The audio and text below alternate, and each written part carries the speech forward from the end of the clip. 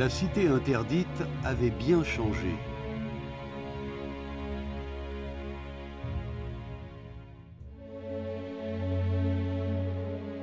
À l'été 1901, lorsque des Japonais, notamment le photographe Kazuma Ogawa et l'architecte Ito Tsuta, sont entrés dans la cité interdite, ils ont bien sûr vu les grands pavillons, mais aussi des mauvaises herbes partout.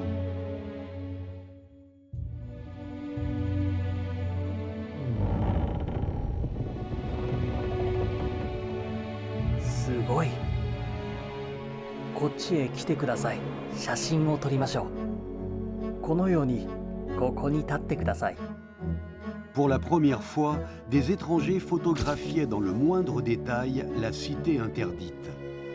En 1900, après l'invasion des 8 puissances alliées, plusieurs photographes japonais ont suivi les envahisseurs dans la cité interdite. Ils entrèrent dans le palais, montèrent sur le trône, photographiant à outrance, sans se soucier du sentiment de leurs hôtes.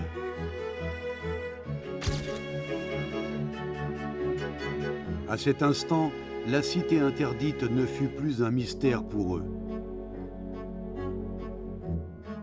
Comme une dissection, Ito Tsuta réalisa un relevé extrêmement précis du palais impérial, complétant ainsi une véritable cartographie des lieux.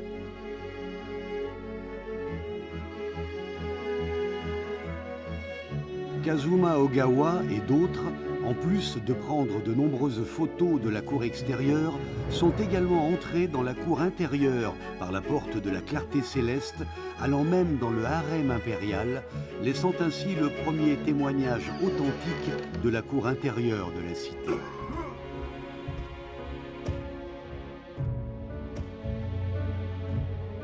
La cité interdite était bien loin de la grandeur royale imaginée par le monde entier. Elle était pleine de vicissitudes, tout comme la précaire dynastie Qing.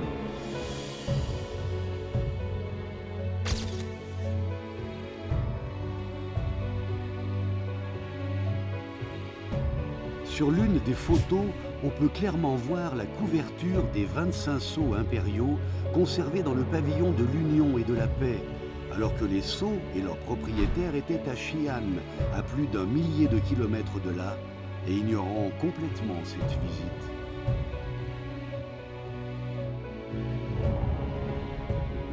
La cité interdite s'ouvrait au monde, alors que les portes de la dynastie Qing étaient sur le point de se refermer.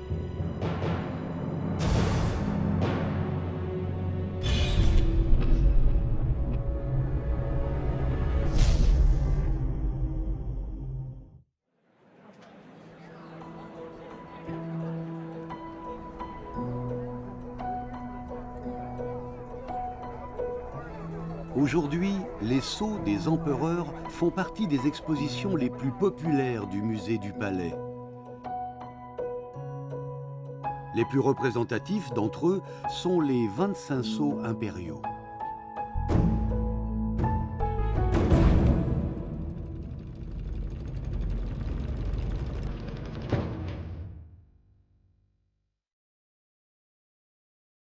Le cachet de l'empereur était le symbole du pouvoir impérial. Désignés par l'empereur Qianlong, les 25 sceaux impériaux représentent le pouvoir de l'État. Chacun reprenant les plus hautes fonctions de l'empereur, ils étaient discrètement conservés dans le pavillon de l'Union.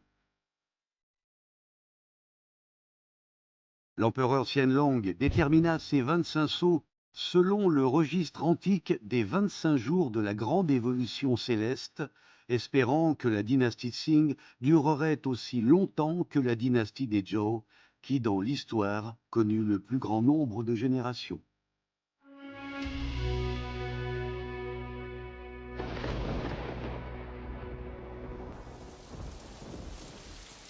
Qianlong n'aurait jamais imaginé qu'à peine un siècle plus tard, ces 25 trésors auraient déjà quitté la cité interdite avec leurs hôtes, partant d'une manière hâtive et embarrassante.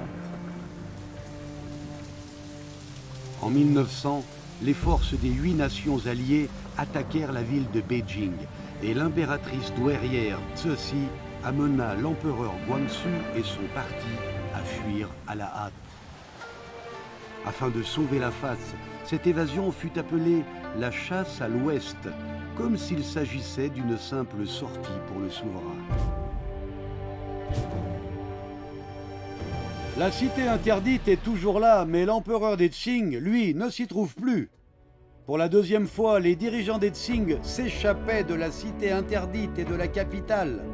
La première fois en 1860, l'empereur Xianfang fuyait les forces alliées, britanniques et françaises. Et cette fois-ci, ce sont Cixi et l'empereur Guangxu qui s'éloignaient des troupes étrangères. Il y a 40 ans, Cixi n'était qu'une concubine de la cour, exhortant Xianfang à rester et à résister face à l'invasion étrangère. Mais 40 ans plus tard, bien que détenant un grand pouvoir, elle n'avait plus le courage de se battre. Qu'est-ce qui a changé?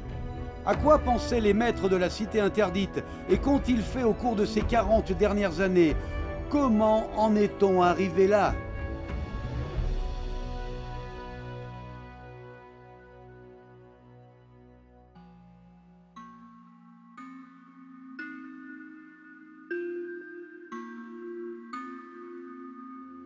Dans la vaste collection du musée du Palais impérial, contrairement aux sceaux luxueux, on trouve 2 petits cachets très simples. Ils étaient à l'origine une distraction pour l'empereur Xianfang. En termes d'art et de texture, ils n'avaient rien de spécial, mais témoignaient des bonnes intentions d'un empereur.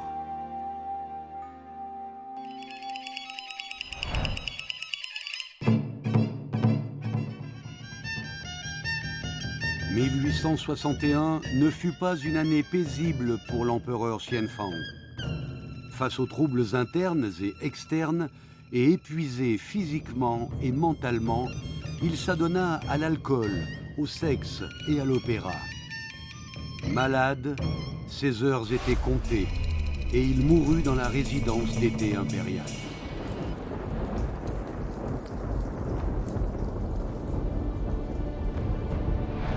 Avant sa mort, Xianfang désigna Zaichun, son fils de 6 ans, comme prince héritier. Craignant que celui-ci soit trop jeune et que son pouvoir soit contrôlé par d'autres, il remit délibérément ses 2 petits sceaux à Zaichun et à l'impératrice Chehan, stipulant que tout édit devrait être rédigé par les 8 ministres régents avec la position conjointe des 2 cachets pour être valide. L'équilibre entre différents pouvoirs politiques a toujours été la tactique de l'empereur pour maintenir l'autorité impériale. Cependant, ce qui inquiétait Xianfang s'est finalement produit. Les sceaux laissés pour contrôler le pouvoir n'ont pas apporté l'équilibre attendu, mais au contraire sont devenus une source de conflits. Extrêmement importants, ils ont même changé le destin d'une femme et ont pesé sur le sort de la dynastie Qing. Le nouvel empereur étant très jeune, son sceau fut naturellement placé entre les mains de sa mère.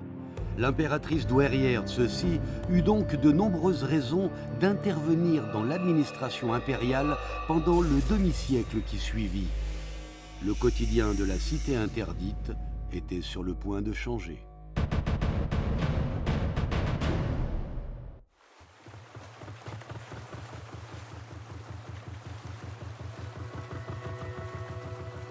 Connue comme la capitale de la soie, la ville de Hangzhou était autrefois l'une des principales régions productrices de soie sous les Qing. En 2014, plusieurs pièces en soie datant des Qing ont été renvoyées au musée pour restauration. Après des années de travail acharné, ces joyaux sont enfin réapparus aux yeux du monde.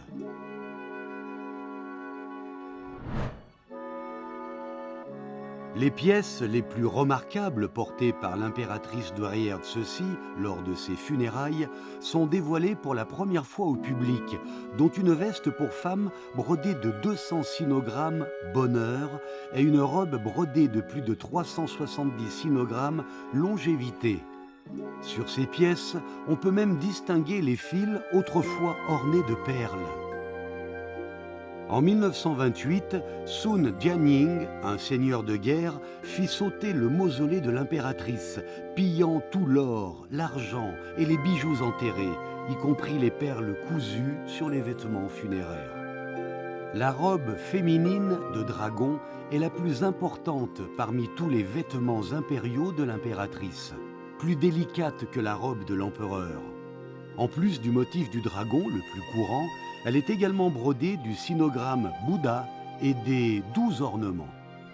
À l'origine réservée aux robes de dragon de l'empereur, les 12 ornements sont devenus un symbole du statut des souverains sous les Qing. N'ayant jamais été proclamée empereur, l'impératrice Ceci possédait pourtant un pouvoir réel qu'aucun empereur de son époque n'avait. Elle resta au centre du pouvoir des Qing, sa volonté façonnant à la fois le harem impérial et la cour extérieure du vieil empire. 慈禧这个人呢，她非常聪明。她在清朝末年那48年里头，你汉族这些大臣哪一个没有本事啊？李鸿章、曾国藩、周东堂、袁世凯，包括满洲大臣，那都是非常有本事的。但是最后都被慈禧攥在手心里头吧。 都能够为慈禧巩固这个权力服务。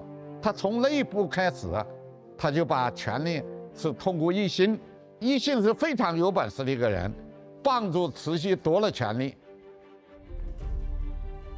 Le succès du coup d'État de 1861 a fait de Yixin un allié de choix pour Ceci, amenant également la faction d'occidentalisation qu'il dirigeait sur le devant de la scène. Yixin démarra finalement une carrière politique. Il fut nommé haut conseiller et ministre du Grand Conseil. En 1861, suite à la création du Bureau des Affaires internationales, il en devint le responsable, combinant les pouvoirs militaires et politiques en une seule fonction. Plein d'ambition et impatient d'occuper ce poste, le jeune prince était loin d'imaginer qu'il passerait la moitié de sa vie dans le tourbillon infernal du pouvoir. En 1864, le prince, qui présidait le Bureau des Affaires internationales à Beijing, reçut une lettre depuis Shanghai. Dans les affaires sous le ciel, si vous êtes pressé, vous changerez, et si vous changez, vous avancerez. Les fonctionnaires lettrés chinois sont tellement englués dans les habitudes traditionnelles des textes et petits scripts, expliquait Li Hongzhang dans sa lettre, qu'ils utilisent ce qu'ils n'ont pas appris et apprennent ce qu'ils n'ont pas utilisé. Je pense donc que si la Chine veut s'améliorer, il faut absolument introduire des armes étrangères. Si l'on considère cette lettre du point de vue de nos jours, la profondeur de sa réflexion était encore bien plus grande que celle de cette époque. À Shanghai, lieu de rencontre entre la Chine et l'Occident, Li Hongzhang, alors ministre du Commerce, traitait avec des étrangers depuis plus de 2 ans. Les fusils et les canons étrangers lui ont fait comprendre que si la Chine voulait passer de la faiblesse à la force, elle devait être capable de fabriquer ses propres armes. Il le pensait et il l'a fait.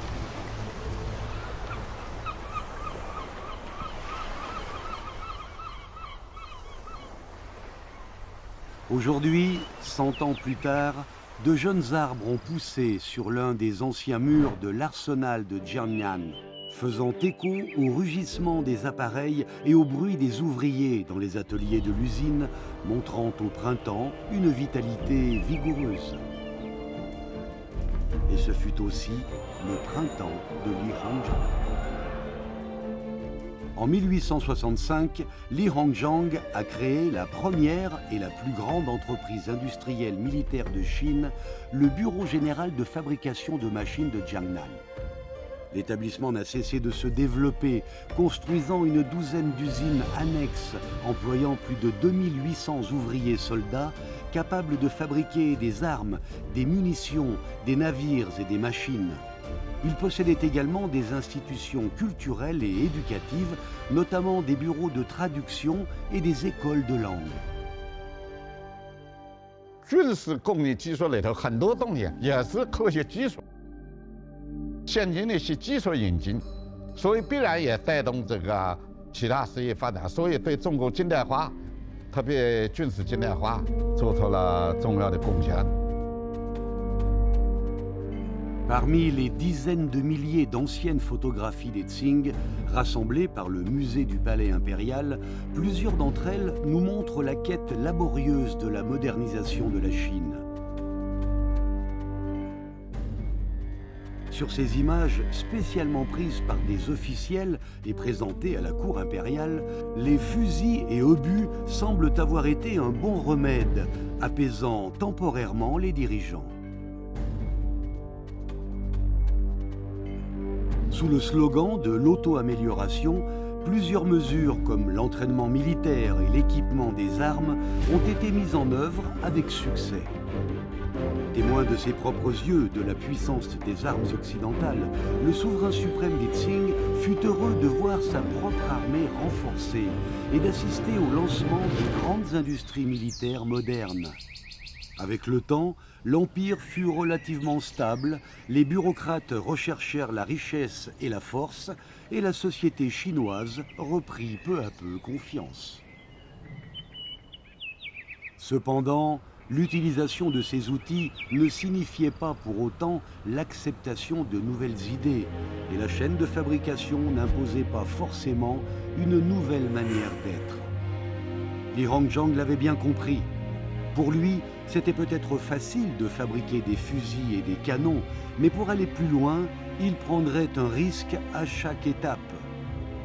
Aujourd'hui, le lac du Nord est un site pittoresque avec de nombreux arbres verts et une magnifique pagode blanche. Mais il y a 100 ans, c'était un paysage déprimant.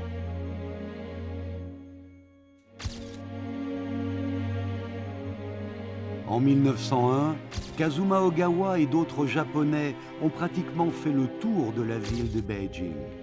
Sur leurs photographies, les jardins royaux sont en friche. Et sur ce vieux cliché, pris devant le portail du lac du Nord, on peut clairement voir une ligne de chemin de fer abandonnée.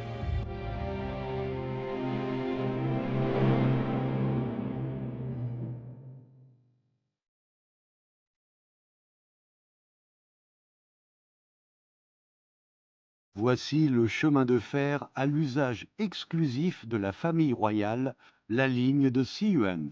L'impératrice Cixi l'empruntait souvent pour visiter le jardin. À cette époque, la vision de la société sur le chemin de fer était loin de ce que nous pouvons imaginer aujourd'hui. Ses détracteurs considéraient cette nouvelle voie comme un fléau qui allait détruire les veines du dragon et le feng shui, le vent et l'eau. Alors, il n'était pas rare de voir certaines scènes cocasses, comme des voies ferrées démolies et des wagons tirés par des chevaux. Mais tiré par des équidés, le train avançait malgré tout. Li Hongzhang n'avait pas le temps de s'attendrir. Tout ce qu'il avait à faire était de trouver des moyens pour changer la réalité. En 1888, à la tête de la construction de la ligne de Siyuan, il saisit ainsi l'opportunité de permettre à l'impératrice Cixi, la souveraine suprême de l'Empire, d'expérimenter personnellement la commodité du train. Le jour de l'inauguration du chemin de fer, l'impératrice était ravie d'avoir pris le train pour apprécier le paysage, une expérience pour elle très agréable. Depuis, elle prenait le train pratiquement tous les jours. L'objectif de Li Hongzhang était atteint. 5 mois plus tard, la Cour publia le premier décret officiel sur l'établissement du chemin de fer en Chine. Durant cette période, 14 années s'étaient écoulées depuis que Li Hongzhang avait soumis pour la première fois un rapport préconisant la construction de voies ferrées. Le mouvement d'occidentalisation était mené en grande pompe depuis 20 ans, mais chaque pas en avant pour la modernisation se heurtait encore à des résistances. 慈禧皇太后对于西方的物品是非常感兴趣的，在她的生活之中呢也有体现。你比如说，在她住的储秀宫里面，我们也看到了来自于日本的七宝烧，这是日本的珐琅。体现最深最大的人，我想就是一个摄影术，他非常喜欢照相，他照了很多照片。那这些照片呢，现在还留存在故宫博物院。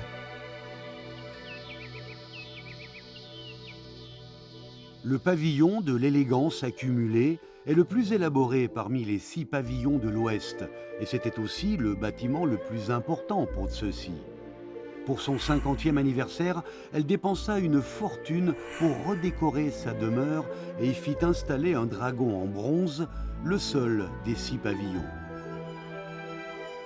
Le dragon tenant un orbe n'était pas majestueux, mais plutôt d'une apparence flatteuse, comme s'il exprimait son obéissance à ceux-ci.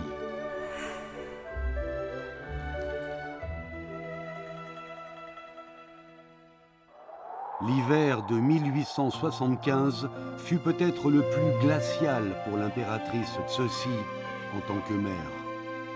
Le 12 janvier de cette année, elle perdait son fils, l'empereur Tongzhe, âgé de 19 ans. Le jeune empereur venait de se marier et était au pouvoir depuis à peine un an avant de mourir subitement des suites d'une grave maladie, devenant ainsi le plus jeune des 12 empereurs des Qing à quitter ce monde. Le nouvel empereur Guangxu n'avait que 4 ans et Cixi, qui revenait au pouvoir, avait une raison d'être à nouveau la régente. Le jeune empereur, incapable de s'exprimer clairement, fut admis dans la cité interdite en accord avec l'impératrice.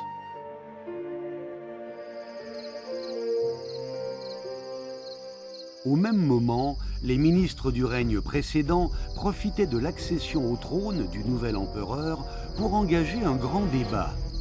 Li Hongzhang a toujours écrit de courts rapports, mais cette fois-ci, dans un mémorial, il employa d'un seul trait des dizaines de milliers de mots, dont cet extrait: un changement qui n'a pas été vu depuis des milliers d'années arrive.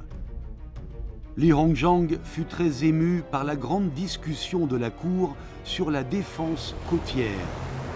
En mai de cette année-là, le Japon envoya des troupes à Taïwan, ce qui irrita les dirigeants chinois. Ressentant la gravité de la situation de la défense côtière, Yixin et d'autres ministres soumirent donc un important mémorial à Cixi au nom du Bureau des Affaires internationales, proposant 6 mesures: formation militaire, optimisation de l'équipement, construction navale, augmentation des moyens financiers, personnel renforcé et de la persévérance. La pagode Luoxing est le balisage de navigation reconnu internationalement et le symbole de la porte d'accès à la rivière Minjiang. Un mémorial de Zhuo Zongtang, alors gouverneur général des provinces du Fujian et du Zhejiang, a fait de cet endroit un lieu important pour l'administration maritime de la dynastie Qing. 有个非常有趣的事情，从这个机构1866年诞生，一直到清王朝灭亡为止，没有给他一个编制。从大臣开始到底下的办事人员、职员们为止，所有的这一切的人员全是临时工。那么就是清王朝当时对船政的态度呢，其实跟对洋务运动的总体的态度其实是一致的。这件事情能不能做得好？问号。所以说将信将疑的态度。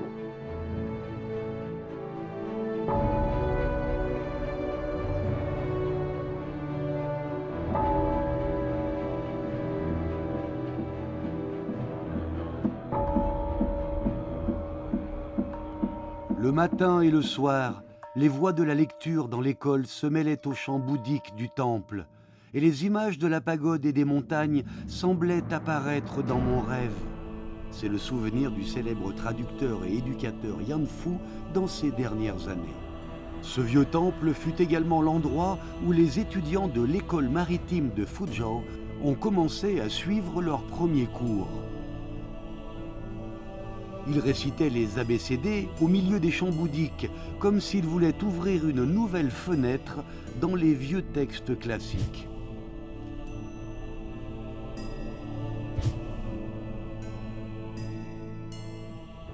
Berceau des officiers de la marine chinoise moderne, l'école maritime de Fuzhou fut la première école professionnelle avec une éducation complète suivant le système occidental. Un lieu qui, par miracle, transforma le destin de nombreux enfants.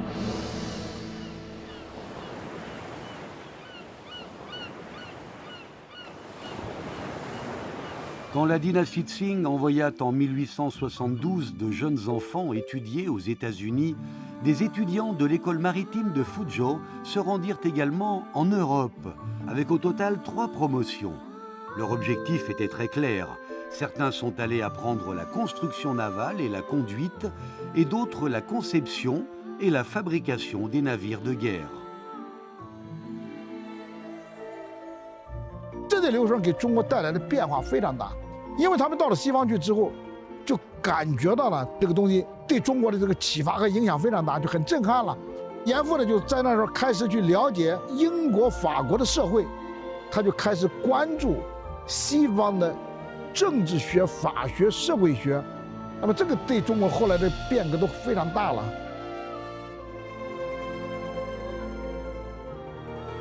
Ce groupe de jeunes fougueux avait de grandes ambitions et leur nom allait marquer toute une époque.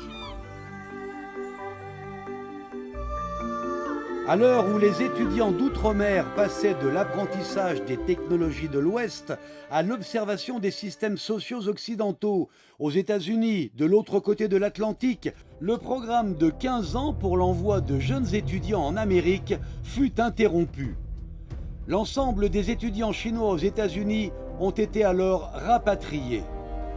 De l'achat d'armes à la fabrication de fusils et canons, de l'embauche d'étrangers à la formation des plus jeunes, les maîtres de la cité interdite apportèrent les améliorations nécessaires afin de maintenir leur règne. Après chaque rafistolage, ils prenaient une pause. Ce n'est qu'à l'apparition de la brèche suivante qu'ils se précipitaient pour la réparer. La dynastie Qing ayant manqué à plusieurs reprises des opportunités de développement, les nuages sombres de la guerre se rassemblaient de plus en plus vers la cour impériale.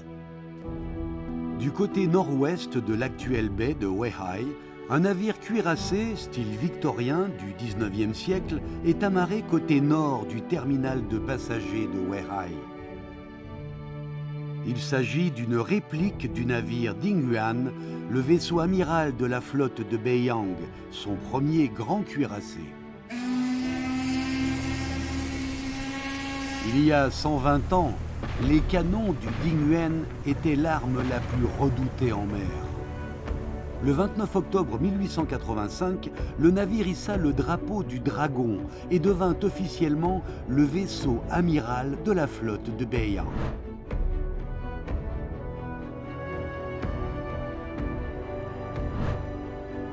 À cette époque, cette troupe navale fut reconnue comme la première puissance en Asie.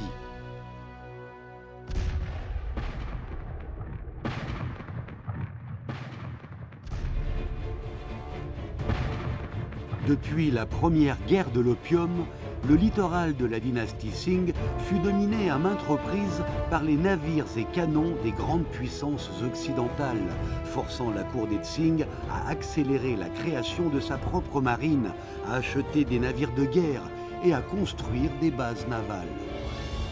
Après de nombreux rebondissements, la marine impériale prenait forme. Les flottes de Nanyang, de Beiyang, de l'école maritime de Fuzhou et de Guangdong devenant les forces navales les plus puissantes de l'armée des Qing. Mais ces navires, sur lesquels reposait tant d'espoir, étaient sur le point de connaître, les uns après les autres, de tragiques voyages. La dynastie Qing allait bientôt perdre son statut de numéro 1 en Asie.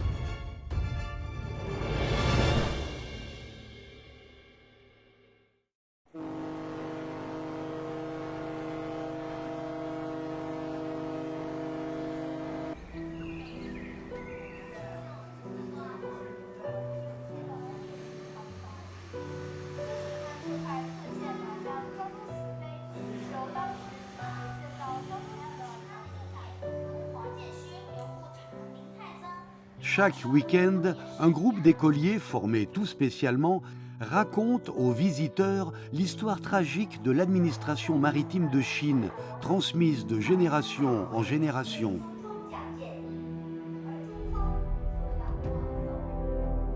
En 1884, une bataille navale eut lieu entre la Chine et la France à Majiang, dans la province du Fujian.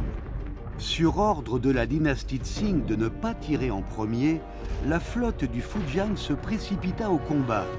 Ses équipements étant bien moins performants que ceux de l'armée française, de nombreux navires furent coulés avant même d'avoir eu le temps de lever l'ancre. En moins d'une heure, les 11 navires de guerre chinois étaient hors service.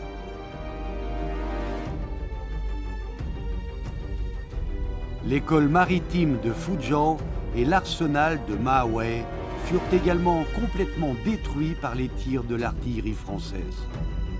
Depuis le mouvement d'occidentalisation, la flotte du Fujian était anéantie après 20 ans d'un dur labeur. Après cette bataille, le prince Gong, qui avait plus de 50 ans, fut démis de ses fonctions par l'impératrice Cixi. Destitué et nommé à plusieurs reprises à des postes importants, il avait perdu la vigueur de sa jeunesse. Profondément déprimé, il ne souhaitait plus faire partie du gouvernement. Cette fois, ce fut le prince Chun, alors nouveau ministre de la Marine, qui gagna la confiance de l'impératrice. Passionné de photographie, le prince Chun laissa tout au long de sa vie une multitude de clichés précieux. C'est pourquoi, le 18 mai 1886, les officiels de la flotte de Beiyang eurent l'honneur d'être photographiés. Ce fut la seule parade militaire devant le prince organisée par la marine. Li Hongzhang mobilisa 8 navires, dont le Dingyuan et le Zhenyuan, pour effectuer des exercices de tir, avec également les salves des batteries côtières. Puis, soudain, la détonation des canons fit trembler le ciel et la terre. Tout semblait parfait et il n'y avait aucune raison de s'inquiéter quant à l'avenir de cette grande flotte.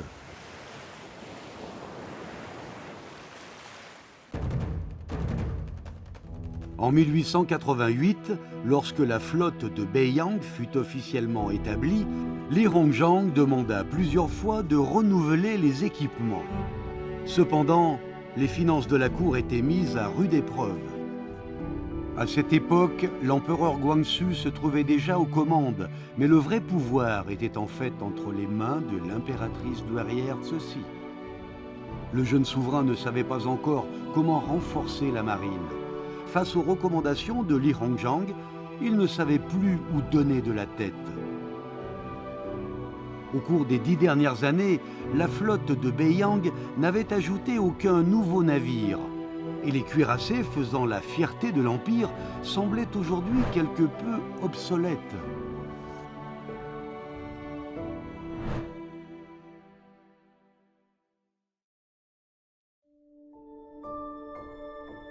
Dans l'aile ouest du pavillon de la Clarté Céleste, le musée du Palais impérial abrite aujourd'hui une exposition permanente dédiée aux célébrations de la longévité sous la dynastie Qing, très appréciée par les visiteurs. Ces objets raffinés reflètent les scènes luxueuses et grandioses de l'époque, quand la famille impériale célébrait la longévité, en particulier lorsque l'empereur fêtait son anniversaire. Ce fut notamment le cas pour le 60e anniversaire de l'impératrice douairière Cixi en 1894. Dans les dernières années de sa vie, le comportement de l'impératrice imitait délibérément celui de l'empereur Qianlong. Vers la fin de son règne, Qianlong avait fait reconstruire le pavillon de la longévité tranquille afin d'y vivre et de profiter de sa retraite après avoir transmis le trône à son fils. Ceci avait donc également prévu de se retirer et de transmettre le pouvoir à l'empereur, son fils nouvellement marié, et vivre dans ce même pavillon.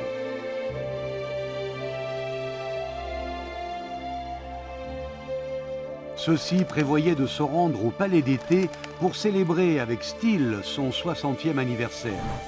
Et selon ses consignes, l'aménagement et les décors devaient suivre le modèle ancestral de la célébration de l'anniversaire de la mère de Tianlong. Peut-être dans son esprit voulait-elle faire ses preuves et être l'égale de Tianlong, cet extraordinaire et exceptionnel monarque. Afin de montrer sa piété filiale, l'empereur Guangxu publia 2 ans à l'avance un édit impérial pour préparer le 60e anniversaire de Ceci. Ce fut une célébration d'une dimension pratiquement nationale, bien qu'à cette époque, la dynastie Qing était pleinement impliquée dans un conflit avec le Japon et avait même déclenché une guerre en juillet. Au final, l'impératrice a seulement réduit l'ampleur du banquet qui, pour elle, devait obligatoirement avoir lieu.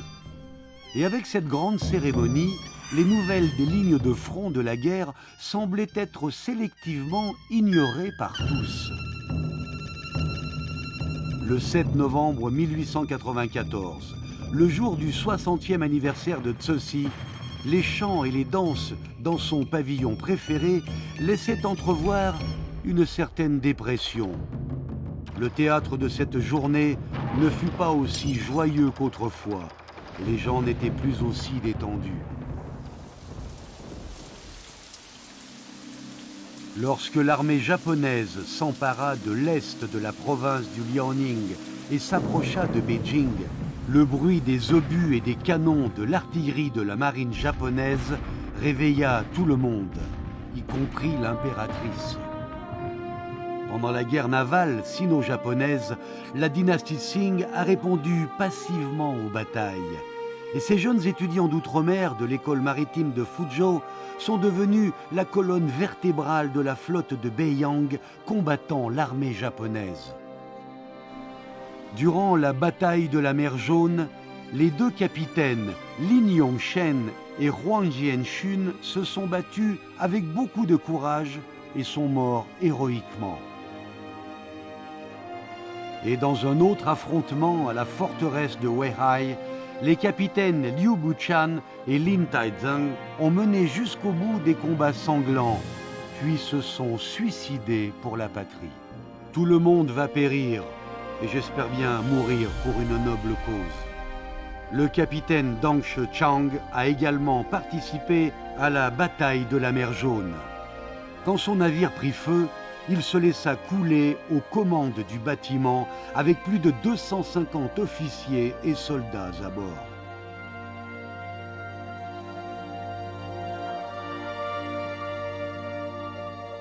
Après la mort de Deng Shechang, l'empereur Guangxu, dévasté, écrivit cet éloge. En ce jour, le monde est en larmes pour pleurer un homme qui méritait une puissante armée.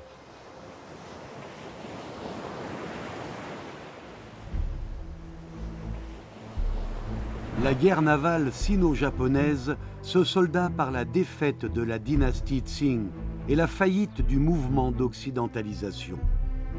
À cette époque, tous les membres de la cour reprochaient à la marine de mal gérer le pays, et il en ressortait que la création de la marine elle-même était une erreur.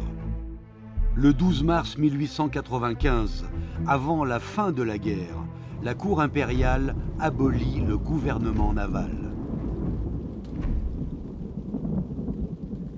Après la défaite, il dut céder des terres et payer des réparations. Le 23 mars du calendrier lunaire, Li Hongzhang signa le traité de Shimonoseki au Japon. L'année suivante, il se rendit en Russie pour signer le traité secret sino-russe. Puis il continua son voyage vers l'ouest, visitant notamment l'Allemagne, la Belgique, la Grande-Bretagne, les États-Unis.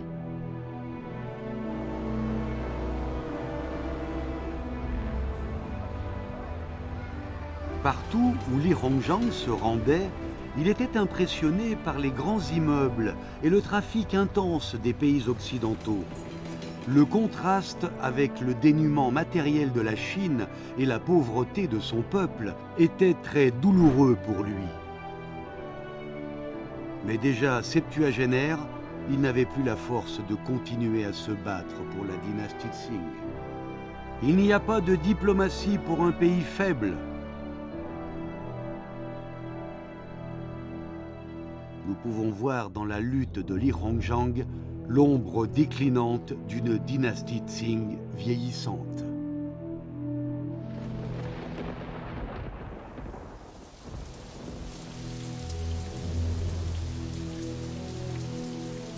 Les conséquences de la guerre sino-japonaise de 1894 furent tragiques et ce fut si douloureux qu'il était difficile de s'endormir. Que la cour impériale se soit réveillée ou non, de nombreux Chinois avaient les yeux bien ouverts. Ils ont commencé à réfléchir à leur propre système et maîtrise maritime.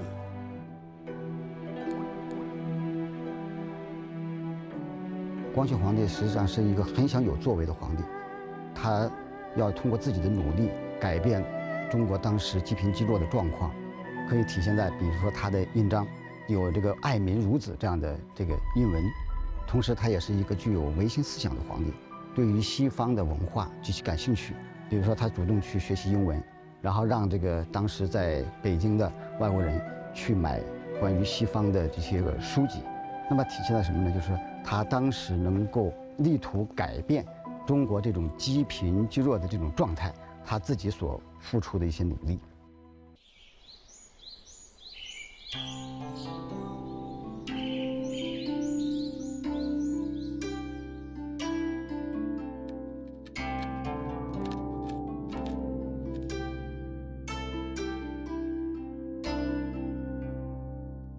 En 2021, l'hôpital des reliques culturelles du musée du Palais impérial restaura un ancien Kutsin très spécial.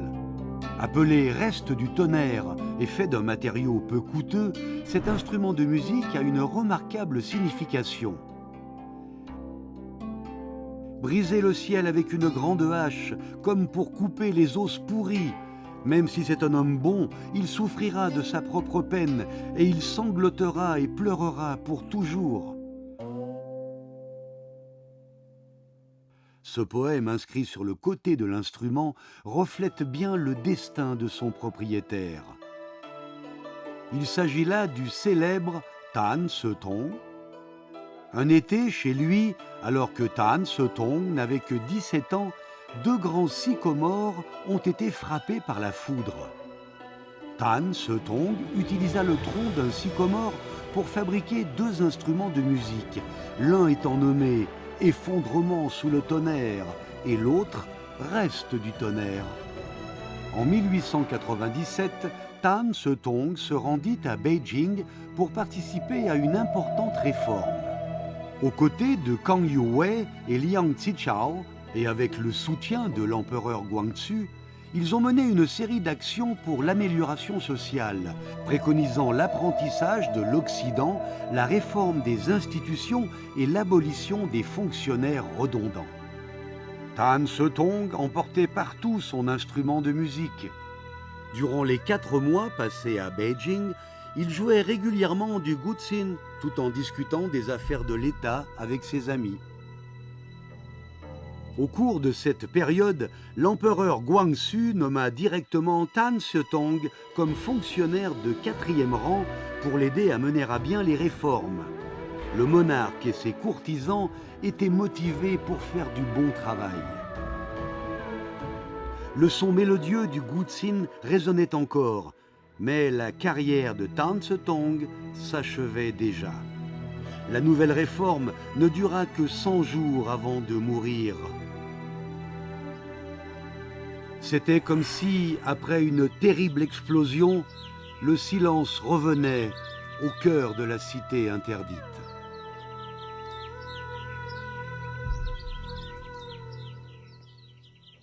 慈禧在中国封建社会晚期，在社会转型时期，他是属于保守的，不主张改革变革中国社会的。他也曾经支持过洋务运动，因为他那时候逼得没有办法了。慈禧这个人，他尽了很大的努力，培养了但是皇的到大了以后，不能完全按照他的意思来啊。光绪也想有自己的作为啊，最后就会发生一些矛盾。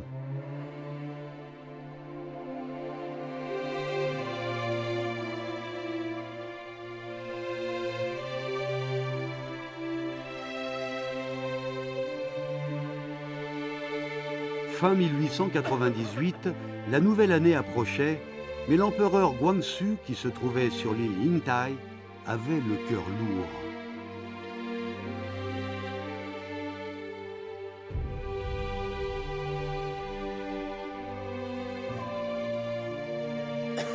Après la précoce réforme, il s'était progressivement éloigné du centre du pouvoir.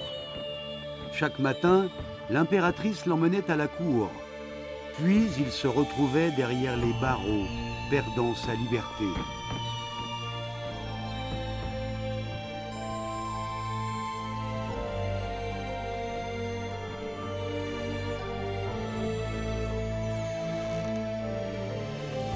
Monté sur le trône à l'âge de 4 ans, il avait lu les classiques confucéens et prôné un nouvel apprentissage. De plus, il avait une certaine compréhension du système juridique occidental. Mais sans ambition et sans pouvoir, l'empereur s'était vite retrouvé piégé sur un îlot, isolé.